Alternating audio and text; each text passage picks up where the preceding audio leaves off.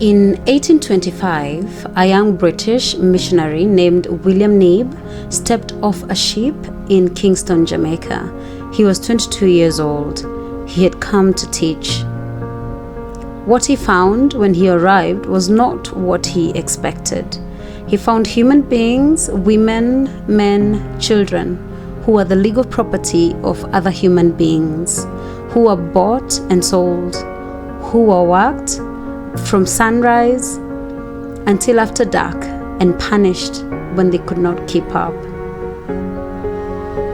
Knibb started a school.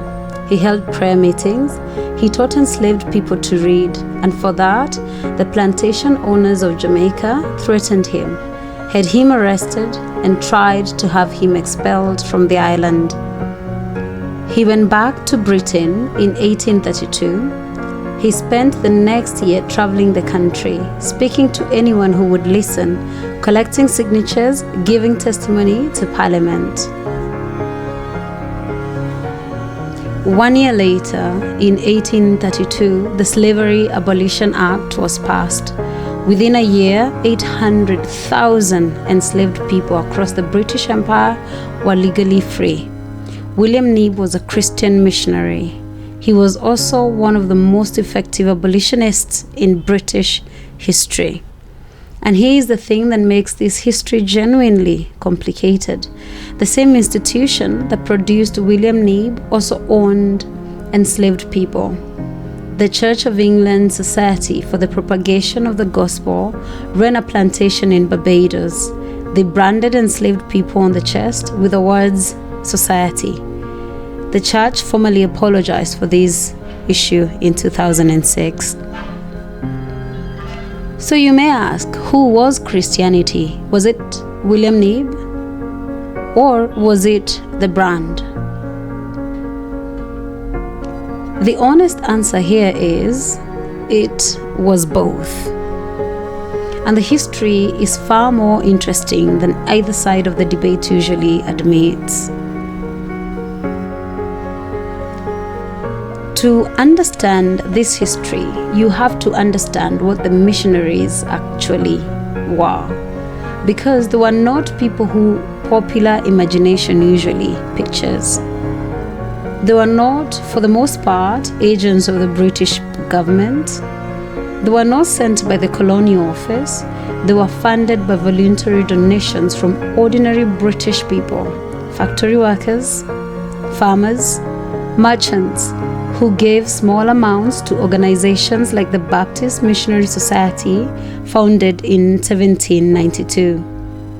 The London Missionary Society, founded in 1795, and the Church Mission Society, founded in 1799. These were independent organizations, and their relationship with the British colonial administration was not one of partnership. It was frequently one of tension and sometimes outright conflict. Here's a fact that tends to get lost in this conversation. The British East India Company, which governed most of India, actively blocked missionaries from entering its territories for decades. They feared that Christian preaching would destabilize the political arrangements they had built with Hindu and Muslim elites. The company's position was, leave the local religions alone, keep things stable, keep the money flowing. It was only in 1813, after sustained lobbying by evangelical politicians, including William Wilberforce, that missionaries were legally permitted to operate in British India. The colonial authorities did not want them there. So, who are these people and what did they believe they were doing?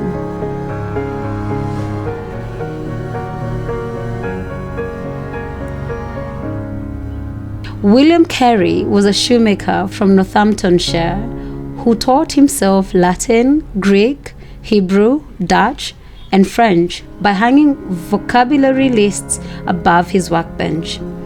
In 1792, he published a pamphlet arguing that Christians had a duty to take the gospel to every part of the world. He then sailed to India and spent the next 41 years there, translating the Bible into Bengali, Sanskrit, and over 24 other languages, establishing schools and campaigning against the practice of sati, the burning of widows on their husbands' funeral pyres.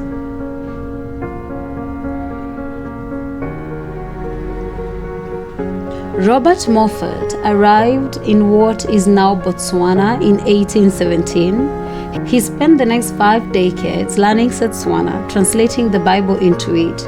And this is worth noting, substantially revising his initial dismissive views of Tswana culture and religion as he came to understand it more deeply. When he needed a word for God in his translation, he could not find a direct equivalent in English. That Tswana already had a name, Modimo, for a supreme being who created and permeated all things, so he used it. And then there was David Livingstone, the most famous missionary of the 19th century, a man who crossed Central Africa on foot 3 times. He had a simple 3-word mission statement: Christianity, commerce, and civilization. He believed that all 3 were necessary. He believed that they were inseparable.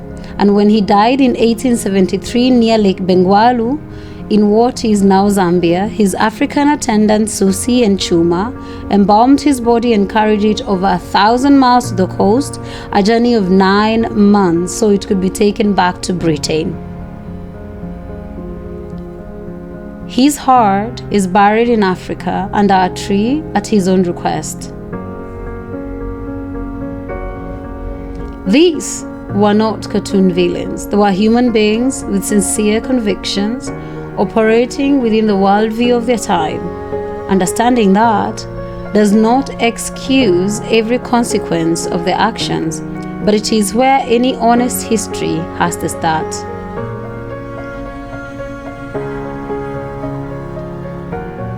Africa is where the relationship between Christianity and British colonialism played out most dramatically. And it is where the history is most often flattened into a single story, where the reality was several different stories happening at the same time.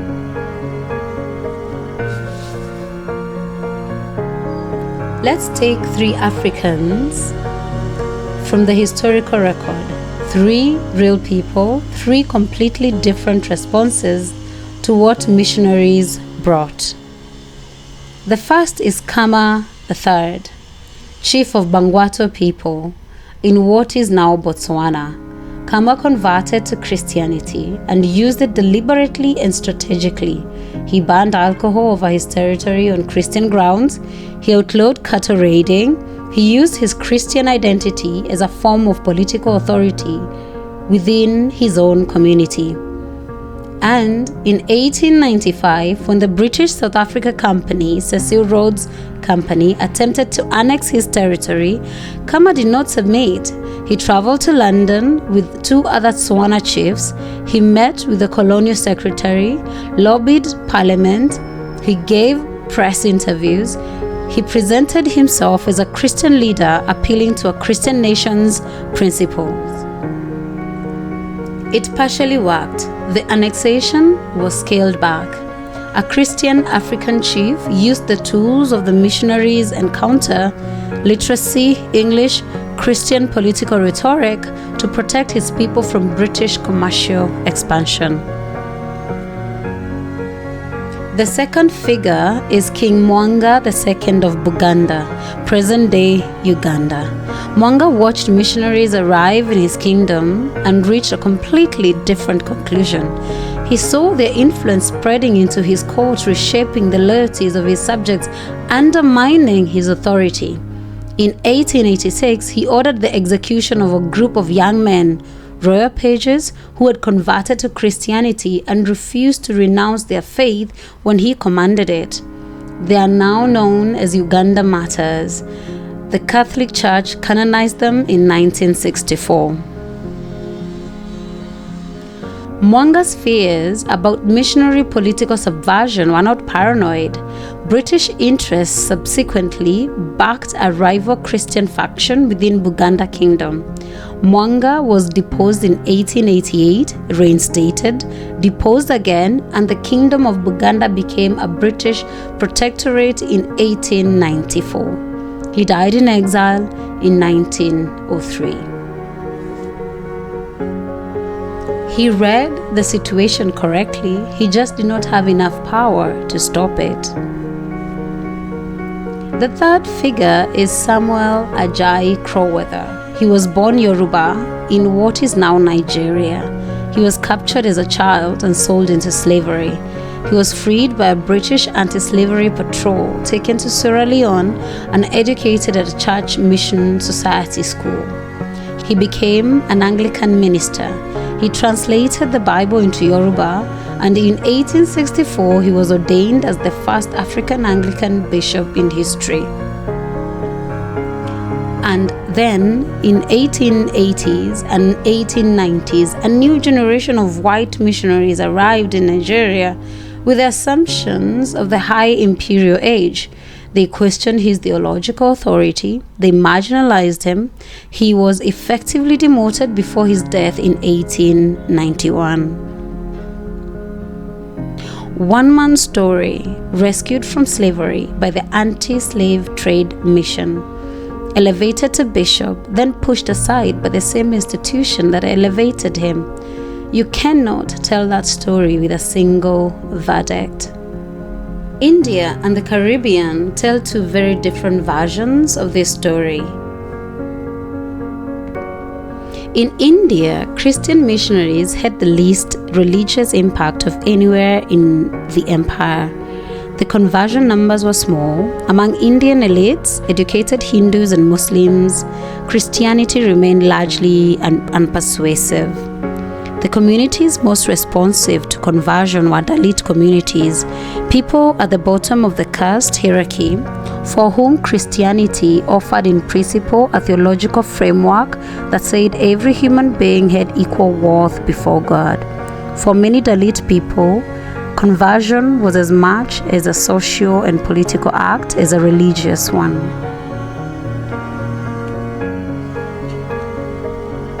What mission education did in India unintentionally was far more sophisticated than conversion. It produced a Western-style educated Indian professional class, people who read John Stuart Mill, John Locke, and Thomas Paine, who learned the liberal intellectual vocabulary of rights, equality, and self-determination, and then used it to argue that principle applied to India too. Mahatma Gandhi attended a school run by Christian missionaries in South Africa. He never converted, but in 1924, he gave his honest assessment of missionary activity. He said, and I'm paraphrasing because it's worth hearing his exact register, that proselytization would mean no peace in the world, that conversions were harmful to India, and that missionaries had actively supported a system that had impoverished and demoralized the Indian people. This is a mission-educated man using the tools of Western liberal education to critique the very institution that gave him those tools. The independent movement was full of people like him. The Caribbean is a different story again, and in some way, the starkest one. The Church of England Society for the Propagation of the Gospel owned a plantation in Barbados from 1710. It branded the people it enslaved with the word society on their chest. This is a documented historical fact. The Church of England formally acknowledged and apologized for it in 2006. Plantation owners across the Caribbean initially refused to allow missionaries access to enslaved people. Their reasoning was straightforward: teaching people to read, giving them community, telling them that God regarded them as equals. These were security risks. The Haitian Revolution of 1791, in which an enslaved population overthrew a French colonial rule and founded the first black republic in history, had demonstrated exactly what organized, literate, motivated people could do. The Baptist and Methodist missionaries who did gain access to enslaved communities documented what they saw and sent reports back to Britain. William Knibb, who we met at the start of this video, was imprisoned for his activities in Jamaica. He was threatened with violence. He went home and campaigned for abolition anyway.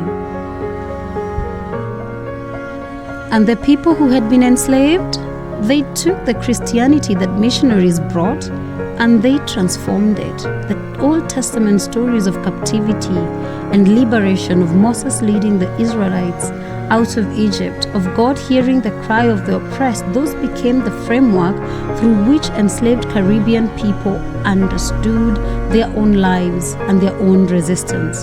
That reading of Christianity was not what plantation owners intended when they reluctantly permitted church services. It was not what missionaries had in mind either. It was something that emerged from the encounter between tradition and a people who found in it exactly what they needed. One of the things that gets lost in conversations about this history is that British public was not uniformly behind colonial expansion. That there was organized, sustained, vocal criticism of what was happening, and much of it came from within Christianity itself. The abolition movement is the most obvious example. William Wilberforce spent 20 years introducing abolition bills to Parliament, watching them fail and try again. He was motivated explicitly by his evangelical Christian faith. Thomas Clarkson spent decades collecting testimony and evidence from sailors and survivors documenting the realities of the slave trade. He was driven by exactly same convictions. By the 1830s, abolition petitions had gathered millions of signatures from ordinary British people. It was the largest popular political campaign in British history up to that point. In 1835, a Parliament Select Committee on Aboriginal Tribes was established after missionaries working in Southern Africa sent back reports of systematic violence against indigenous people by white settlers. The committee gathered over thousands of pages of testimony. It was convened because missionaries raised the alarm, the result directly influenced by the development of what became known as the trusteeship principle, the idea that Britain had an obligation to develop colonial territories with an eye towards eventual self-governance. It was an imperfect principle and it was often ignored, but it existed because missionaries made enough noise that Parliament could not ignore it. George Bernard Shaw, not a Christian, not a fan of missionaries, gave a famous cynical summary of what he observed. The missionaries go in, he said, the natives kill the missionaries, the soldiers take revenge, take the country, and give thanks to God. Historians have assessed these as containing the truth but overstating the coordination. It implies a deliberate plan that the evidence does not support. What the evidence supports is overlapping interests. Missionaries, traders, and soldiers who often wanted different things sometimes worked together and sometimes worked against each other. The honest historical position is that there was no single British Christianity in the empire. There was Knibb in Jamaica fighting slaveholders. There was Mackenzie in Bechuanaland lobbying for annexation. There was SPG branding enslaved people. There was Wilberforce trying to free them. These were all operating within the same empire, in the same country, drawing on the same tradition, reaching completely different conclusions about what the tradition meant and demanded of them. Here's perhaps the most extraordinary fact about this entire history. In 1800, the overwhelming majority of the world's Christians lived in Europe and North America. By 2000, the majority lived in Africa, Asia, Latin America. Today, there are more Anglicans in Nigeria than in England. more Anglicans attend church on a given Sunday in Nigeria alone than in Britain, the United States, Canada, and Australia combined. Christianity is no longer a Western religion. It is demographically more African than European. The independent African churches that began emerging in 1880s before colonialism was even complete incorporated indigenous healing practices, communal structures, music, and prophecy. They were not waiting for missionaries to tell them what Christianity meant. They were actually deciding for themselves. The mission schools that colonial governments eventually absorbed as their own produced the leaders of every major African independent movement. Julius Nyerere, Tanzania's first president, was a practicing Catholic who translated Shakespeare into Swahili and described his political philosophy of African socialism in explicitly Christian terms of community and mutual obligation. Kwame Nkrumah in Ghana, Jomo Kenyatta in Kenya, mission-educated men who used the tools of Western education to dismantle Western rule. And in South Africa, Desmond Tutu, Anglican Archbishop, built his entire opposition to apartheid on Christian theology, the same Christian tradition that earlier missionaries had used to justify racial hierarchy. Tutu used to demolish it. He drew on the exactly same Bible. He reached the opposite conclusion. Today, Nigerian Anglicanism is more theologically conservative than the Church of England on a number of issues, and Nigerian church bishops have in several documented instances directly challenged the Church of England's position in international forums. The student has in some respects become the teacher, or more accurately, the student became something the teacher never anticipated and cannot fully claim. So, what do you do with all this? You could look at this history and conclude that Christianity was a tool of empire. You would have evidence: the SPG plantation, the Mackenzie annexation campaign, the suppression of initiation rites and healing traditions across Africa, the branding of human beings. You could also look at this history and conclude that Christianity resisted the empire. You would have evidence: Nib in Jamaica, Wilberforce in Parliament, the Select Committee on Aboriginal Tribes, Tutu against apartheid, Nyerere building a nation.